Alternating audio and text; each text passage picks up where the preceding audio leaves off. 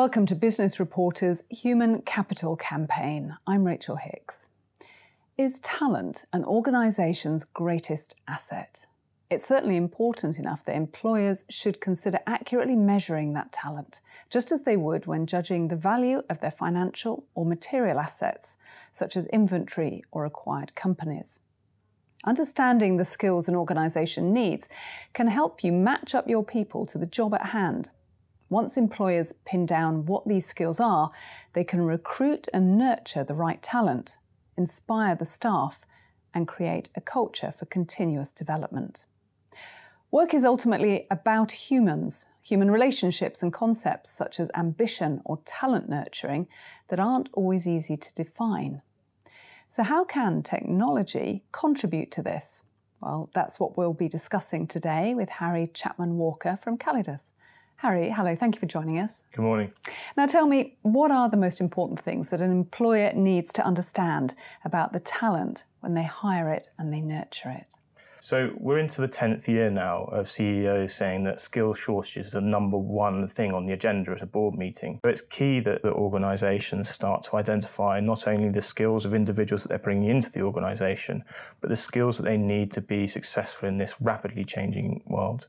Things like adaptability, for instance, are absolutely crucial to understand how we're going to start to interpret things like big data going forward and how we can use that to add value to organisations. Taking individuals into an organisation is obviously one part.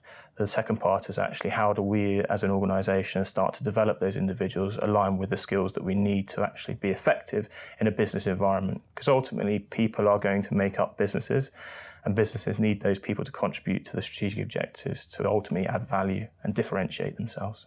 So why are we failing to find and nurture the right talent? So I think that there's a part where we're seeing organisations not necessarily absolutely understanding the skill sets that they need to bring into their organisation to be competitive in this fast changing world. I think that we need to go back to an understanding of actually who we are as organisations, our purpose, and how does that align with the people that we bring into our organisation. Ultimately, people want to have a why. Why are we working for the organisation? What's our contribution to that overall direction of that business? No matter what level you start at, ultimately then where do you go inside that organisation align with that development that you can offer? So organisations need to really focus on how they are able to bring in the right people and then develop them in a way that's going to essentially align with what their business needs to achieve going forward. There are many stages in the employer-employee relationship. So how do you follow this complex progress? We're now in a really lucky position where organisations have access to software that gives them visibility of the entire employee life cycle, from recruitment through learning and performance to talent management. And these systems are obviously facilitators. They provide fantastic, rich data that organisations are able to use and interpret to essentially align people and process with business value. It's absolutely crucial when we link it back to the skills shortage that we talked about earlier, that those people in those positions within HR are able to use that data effectively and have the skills to interpret it and add the value that they need to.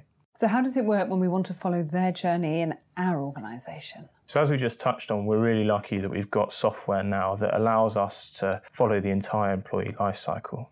So we've got recruitment that allows us to identify the skills and capabilities that we want to bring into our organisation and absolutely align them with that purpose and our employer brand. We've then got the ability to start to identify those skills gaps and start to develop those in line with the individual, tailoring and making it personalised, linking it in with essentially that direction that we're trying to give them, and making sure all of this is aligned with the overall direction that we as a business are trying to take. So making sure that learning outcomes are aligned with strategic objectives. You advocate user friendliness, but why is that so important? It's now an expectation. Our employees, people in general, are used to a consumer grade experience. We pick up solutions in our daily lives and use them without any training. It should be exactly the same experience when we walk into a business to drive engagement, to drive that data that we need to be able to support those business decisions further down the line.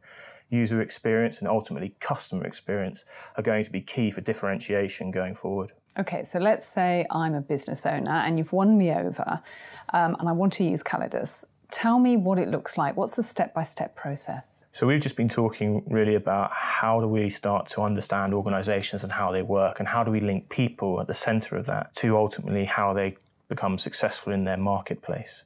So for us as an organisation, it's absolutely key that we understand how you as an organisation work, the people that you've got in place, but also that future view. Where are you trying to go and what are you trying to achieve with those people? And how do we start to work with you to both get them processes in place and the software set up to support those. So when we understand you as an organisation, we can then implement and start to change the way that you work to align with both existing processes, but also how you adjust and adapt to this agile environment that we operate in now. So what would you say is the measure of success? So the measure for success for us essentially would be aligning people with ultimate business value and business goals. So ensuring that your people have a purpose and are linked into essentially how you as an organisation want to differentiate and be effective in your marketplace, because ultimately they are going to be the individuals that drive value. We want to understand how engaged people are in using that software and ultimately providing with that rich data so you as an organisation can start to make those decisions that are important to you and ultimately make you